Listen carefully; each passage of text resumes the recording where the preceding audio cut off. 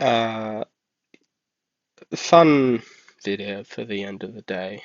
I say fun in that I think it'll be interesting to explore this idea, and to sort of watch somebody engage in the very thing that they're being hypocritical of, or at the very least, that's how the video I'm gonna sort of pull apart looks to me.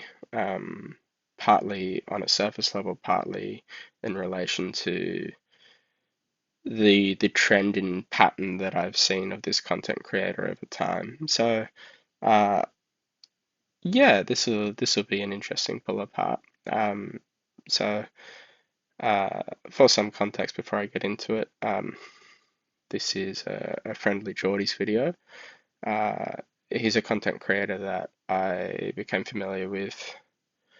I want to say um, upwards of like 8+ years ago now, I think. And certainly at the time, he was very instrumental in helping me reshape my ideas about the world and making me aware of my own blind spots. And over the years, I've slowly become, I think, more and more critical of his work, not openly, internally, um, and have generally sort of changed my perspective on who he is as a person. And I think importantly, that's because it'd be foolish to think that he's remained the same person over those 8 years. I think he is a different person now, and I think it's also important to understand that there are mechanisms that have driven his change in character, and that's sort of what I'm going to get into in this fun little video. So we're gonna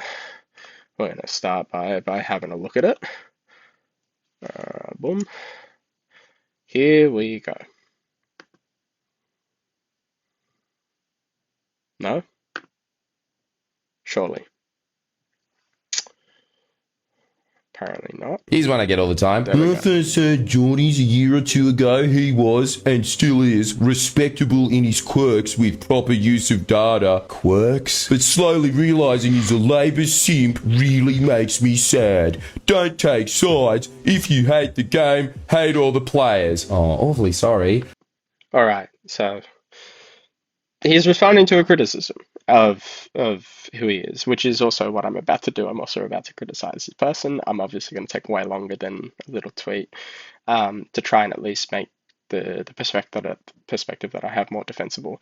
And so we're going to like address how he responds, Friendly Jordies that is, and give him credit where credit's due in terms of like his assessment, and where the critique is bad and falls short. But also, I think hopefully I'm going to do a good enough job of explaining actually why it is that I think, whilst this criticism is poorly worded, it actually does get to the core of what I have seen in Friendly Jordies, Mr. Jordan Shanks's general change in character over the years. So we'll get into it.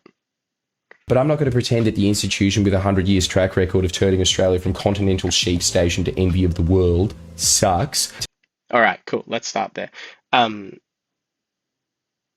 He is positioning himself as having nuance, which I certainly agree that he does more so than this general comment. So let's actually start with that then. The end of the comment is, if you're going to hate the game, hate all the players, which is to say, if you don't like politics, you should hate all politicians. And the implication is equally, which the short answer is absolutely not. Like some politicians are far more deserving of hate than other politicians. But I think what this argument is trying to get at, that Jordan Shanks does not do in the rest of this video, if you were actually to steelman it, what it's trying to get at is that actually both of the two major parties in Australia are absolutely corrupt and fall short of actually acting in the best interest of Australians. One is just more egregious in how it is corrupt, and how it acts in bad faith, right? And we'll sort of get into that in how Jordan responds. To satisfy your narcissistic delusion that you're better than literally everyone in Canberra. All right, brilliant. Okay, so let's start here anyway. So I did this thing where I'm like, okay, I hear the point this person's making. I'm going to critique their argument, but I'm also going to steelman it to sort of give it credit where its credit is due. Jordan is not doing that, and I'm going to eventually highlight that this is his general trend in behavior, that this is the kind of person that he has, I think, become. I don't necessarily think he was always like this, but this is, I think, actually the root cause of everything that this critique is actually trying to get at without necessarily realizing it, that then he's, partaking in even right now in this response. You're not. You're a TikTok addict. This type of is rife on these short form platforms. Wow, it's almost as if they up your brain. Let's go through this though. This is his logic. Oh, you're being negative about the government? Wow, Cool. you're a brave truth teller spitting facts. Then when More straw manning, but we'll get into that in a bit. you're positive about the government, using the exact same in his own words, proper use of data, simp, you're biased. You know what's not biased? Lapsing into the most lazy caveman cognitive bias there is, which is the negativity bias. All right, so he's trying to call out this hypocrisy of the criticism of himself that this person's engaging in, right? This person's trying to say, hey, he's being biased, he's not being equally critical of both of the major parties. Instead, he views one more favorably than the other. All right, so there's an aspect of psychology there that I can touch on in a little bit. Jordan then responds, and instead of giving credit where credit is due, building up this person's argument, trying to add nuance where maybe this person hasn't added nuance to sort of defend his position and why he acts the way that he does, he instead immediately starts demeaning them, right? He immediately starts belittling them. He makes presumptions about this person's cognitive ability. He tries to demonstrate it by putting on a voice that displays a lack of intelligence, right? Okay, cool. So he's not actually defending himself against criticisms. He's not even, in fact, building up those criticisms and then defending himself against those. And in short, I think it's because he can't, not in that he's incapable of doing it. I think actually it's that his behaviors would be indefensible against a more structured critique, which is what I'm going to try and do, as we'll hopefully see. This is what he's saying. He's not dressing it up at all. He's saying you should say everything sucks, even when the data says that it doesn't suck. Brilliant. So that 100% Jordan Shanks is right. The original argument was bad. It was very bad. It was this general paintbrush of you should just say everything sucks because all politicians sucks because politics sucks. And it's like, no, it's far more nuanced than that. And Jordan Shanks is 100% right. And he's 100% right in that, our perspective of a system generally should be informed by how it works, as well as by different aspects of the system, such as one political party versus another. It should still be informed by the data, and the data is different for those two systems. For those two actors within the system. So our perspective of those two actors should be nuanced and should be varied. And Shanks makes a brilliant argument here. He doesn't spell it out as critically as I am. He's still engaging with this general trend in how he, I think, makes his videos, which I'll highlight at the very end, but we'll keep going. Purely so you don't, quote, take sides, whatever that means. Yeah, that's Correct. what you should do. That's Don't what take makes you a sides, very is what he's intelligent, saying. cool person, saying everything shit. It honestly makes a lot of sense why lowlives like this were cheering us on back in the Bros days, and it certainly wasn't to live in a better Australia. It was purely because it made them feel smug to watch us risk our lives while they took a shit. Yeah, everyone is shit except me. All right, so I genuinely think this is a little bit pot calling the kettle black, in that Jordan has done exactly this in this video right now. He is trying to demonstrate that he is more intellectual than this other person because he has nuance, because he looks at the data and he goes, this side is better than the other side, etc. And trying to say, well, this argument is engaging in the highest form of cognitive bias whilst trying to accuse me of cognitive bias, right?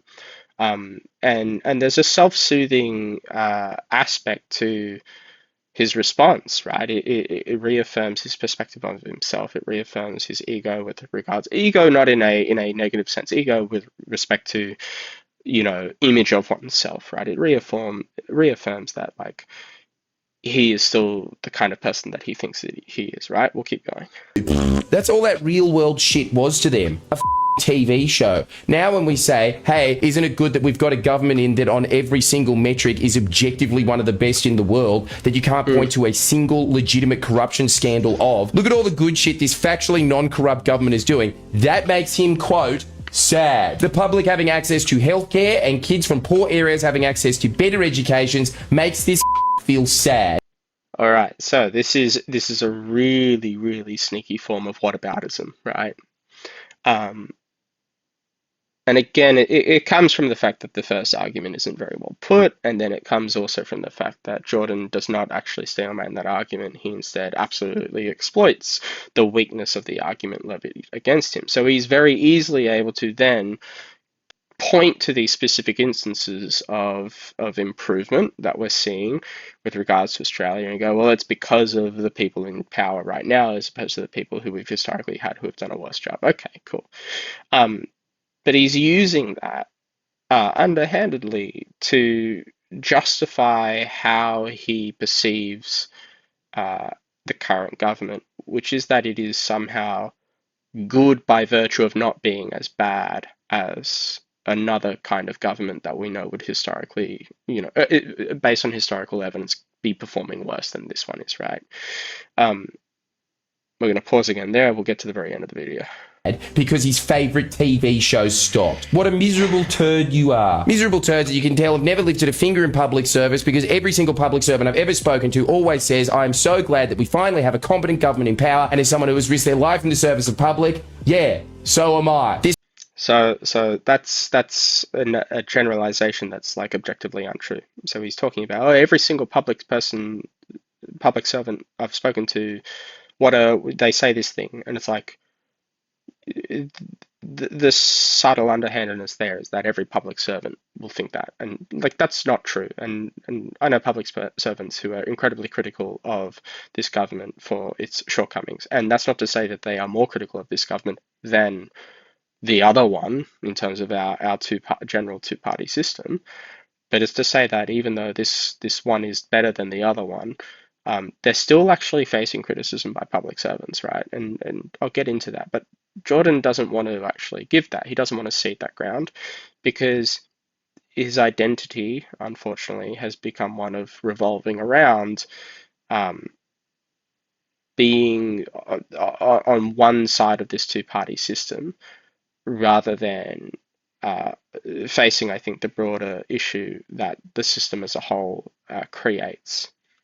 This person isn't happy about that because that factual reality doesn't feed his unearned sense of superiority over every politician. Yes, I'm the bad person. Off, you cretinous lowlife. I'm not going to skew the facts to make you feel good about being a miserable, self-centered... All right, so let's talk about how Jordan does skew the facts, right? And this is, I think, the most important aspect that he doesn't want to address because it's difficult to address, because it's true of every person, which is... if you're a genuine human being, you're not going to be aware of everything at all times. Oh yeah, also, I realize I can do this, right? There we go. Okay, so if you're a human being, which everybody is, you're not going to be aware of everything at all times, which means you're always going to have some information that's wrong, right? Of everything that you know with certainty that at least one thing is going to be wrong, right? But you can't know specifically what that thing is, right? And so this is, I think, the clear distinction between, I guess, how I like to approach learning and knowing things versus I think how Jordan has eventually become over time with regards to his character, which is true of most people, which is that it's very uncomfortable to sit with the fact that you have this perspective that you are getting better and better at knowing things and understanding how the world works, and then having to face the reality that you will continue no matter what you do to get things wrong. And that's, I think, difficult to swallow as a pill. So if we're talking, I think, specifically about where Jordan fails to be critical of the Labor government, if you want, you can watch my previous video about AI. But if we're talking about where Jordan fails to be critical, I think we can look at the track record of the current government with respect to ultimately hard decisions that need to be made that it just doesn't want to make because it's part of the general political system, which incentivizes both of the major political parties here to not make difficult decisions because they're worried that they won't get re-elected. That's basically it. Now, if we want to talk specifics, right? I don't know if he's made a recent video about Albanese's, commentary on AI, so maybe I'm wrong there, but I don't think he'd be the kind of person to be anywhere near as critical as I am of Albanese's response, because instead Jordan would do this whataboutism about how the other party would do it even worse. And whilst that's true, it then excuses poor behavior within our current political system, right? It doesn't allow us to be generally critical because he's always able to defer to this idea that in comparison to this other, even worse party, this party's doing really well, and he wants to sort of platform that rather than this broader idea of, hey, all our political members generally are falling short because the system as a whole causes them to act in certain ways based on just sort of human cognition and our biases and what we tend to prioritize. It also selects in a certain way for certain kinds of people. All right, so if that's the case, then we could be far more critical of even the current government, right? And this is, I think, really interesting. Is I've heard anecdotal stories about former prime ministers that from our current political party, that I have no reason not to believe are true because they aren't public stories. They are private anecdotes that have been told to me, that seemingly paint those leaders as far less virtuous than they would have you believe, and it would track with the general trend that I've seen and believe to be true about how most politicians typically operate with regards to their interactions with other people, and why the system as a whole selects for those kinds of behaviors and people rather than what I believe to be more virtuous behaviors, right? Um, this is really interesting because I think it ties into this bias that Jordan sort of seems to be critical of this tweet or whatever it is, where that comment is about, that he seems to miss in himself, which is that it is impossible to check all of your biases all the time. We will always be missing our blind spots by virtue of the fact that they are blind spots. And even the cognitive awareness of those blind spots can give rise to this idea that, well, I'm aware of all the ways I can be biased and cognitively blind, and so as long as I'm just thinking of that all the time, I'll always catch it. And it's like, that's another one. It's like, no, in fact, you can't always catch it. And this, I think, ties more broadly into the overarching trend that I see in how he presents all this information, which it is emotional. Jordan, whether he's realized it or not, has learnt that to get views, which is what his livelihood is tied to, he needs to make emotional content, right? He can't make a video like mine. People wouldn't watch it. Um, and over time, that has trained his brain to, whether intentionally or not, work in a certain way. And when we're talking cognitive biases, for example, the trend that I think this tweet is getting at, that I also believe, is that whether he will admit it or not, Jordan is very clearly in the in group of the Labor government that's here in Australia versus the Liberal.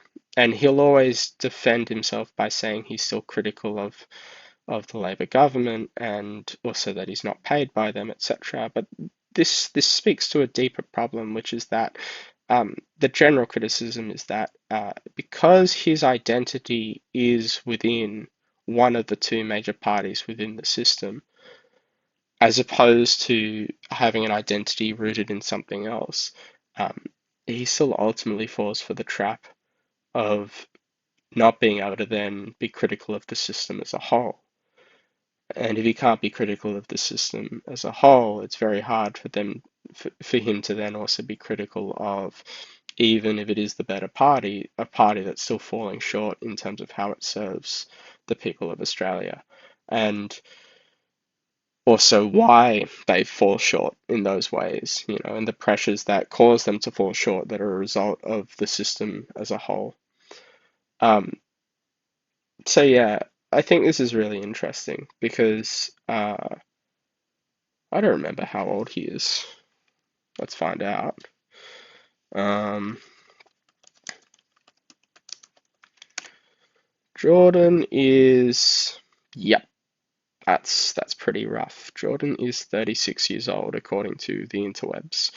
Maybe he's 35, but I think this is really interesting is he spent a lot of time now, I think at this stage, not continuing to learn, not continuing to hone his capacity to hold nuance, and instead has spent a huge chunk of time as he's become, successful in YouTube and content creation, unfortunately, training his brain to work in the ways that work very well for those systems, which uh, we know to be tied to um, decrease in critical language and increase in emotional language, right? Um, and so that's unfortunate because I don't think he's gonna. And maybe he'll prove me wrong, and I really hope he does because that'd be a testament to his character. But I don't think, at least with what I've seen, he's going to be the kind of person to see my video, A, generally speaking, but B, to see it, to really reflect on it and think about it, and then to actually like make an intentional active change in how he presents information. And to be understanding of the blind spots that he has and to start sort of highlighting them more. And I think it's because he knows that he's curated an audience that are there for him based on sort of emotional needs. And I think what he's not willing to accept is that the emotional needs he originally curated that audience for are slowly being distanced from the actions of the party that he supports. And he's finally receiving criticism.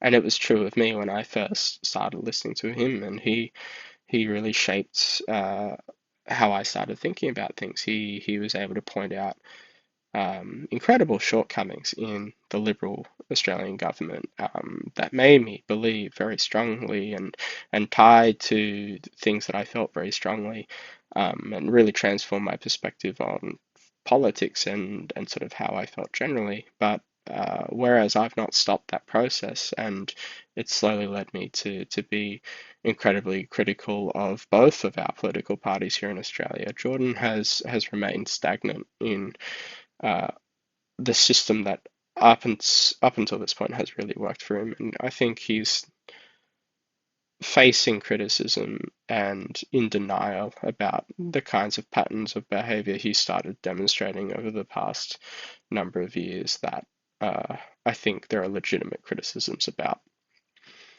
And Jordan, if you're watching, on the off chance that you see this, I would love to talk to you. Not in any way wanting you to think that I feel superior. If you knew the kinds of things I believed when I was young, um, you'd know straight away that I can't ever feel superior because I believe some horrendous things. And it's only through exposure to intelligent people such as yourself that I was able to change. Um, and yeah, I would love to return the favor because I think there are certain things that you do and you say that whether you've realized them or not, you are blind to. And yeah, if you want to speak in person, I would love to. And if you want to respond publicly, then feel free to. And if you then still want to talk in person afterwards, that'd be cool. Anyway, thanks.